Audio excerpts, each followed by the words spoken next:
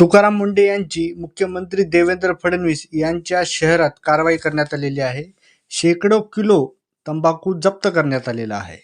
एफडीएतील अधिकाऱ्यांच्या माहितीनुसार नागपूर शहरातील बोनकर कॉलनीमध्ये छापेमारी करून एफडीएच्या पथकाने 419 किलो अधिक प्रलंबित सुगंधित तंबाखू जप्त केलेला आहे. राज्यात प्रामाणिक IAS अधिकारी म्हणून तुकाराम मुंढे यांची ख्याती आहे. अन्न व औषध प्रशासन विभागातील आयुक्त पदाची सूत्रे सांभाळल्यावर मुंढे यांनी मुख्यमंत्री देवेंद्र फडणवीस यांचे गृहशहर असलेले नागपुरात मोठी कारवाई करण्यात आलेली आहे.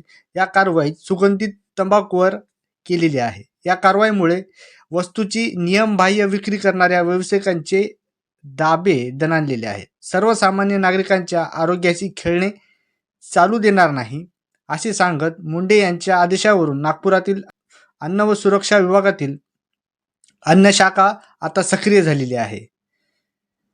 एफडीएच्या अधिकाऱ्याच्या माहितीनुसार शहरातील बोनकर कॉलनीमध्ये छापेमारी करून 419 किलो अधिक सुगंधित तंबाखू जप्त केलेला आहे. त्या तंबाखूची किंमत 6 लाख रुपये आहे.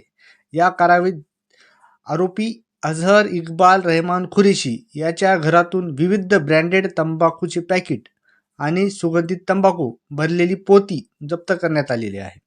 या प्रकरणात तपास अजून सुरू आहे. यात मोठे रॅकेट पुढे येण्याची शक्यता दाट वर्तवली जात आहे.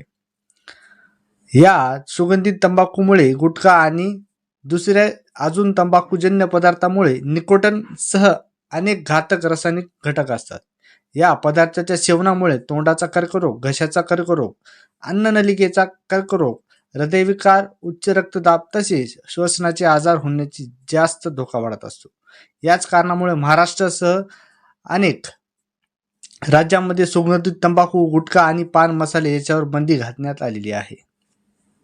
आता कायदा काय सांगतो, दोषीवर कोणती कारवाई होऊ शकते? जर सुगंधित तंबाखूची साठवणूक किंवा वाहतूक किंवा विक्री किंवा वितरण करणे हे अन्न सुरक्षा मानके अधिनियम 2006 याच्या अंतर्गत गंभीर गुन्हा मानला जातो. महाराष्ट्र शासनाने वेळोवेळी जाहीर केलेल्या अधिसूचनावर गुटखा आणि सुगंधित तंबाखूवरील बंदीचे उल्लंघन करणाऱ्यावर फौजदारी गुन्हे दाखल होऊ शकतात. अशा प्रकरणामध्ये माल जप्त करणे, आर्थिक दंड, परवाना रद्द करणे तसेच संबंधितावर न्यायालयीन कारवाई करण्याची तरतूद आहे. याशिवाय भारतीय न्याय संहिता आणि सार्वजनिक आरोग्य धोका निर्माण करणाऱ्या कृत्याच्या संबंधित विविध कायदेशीर कलमासह गुन्हे नोंदले जाऊ शकतात.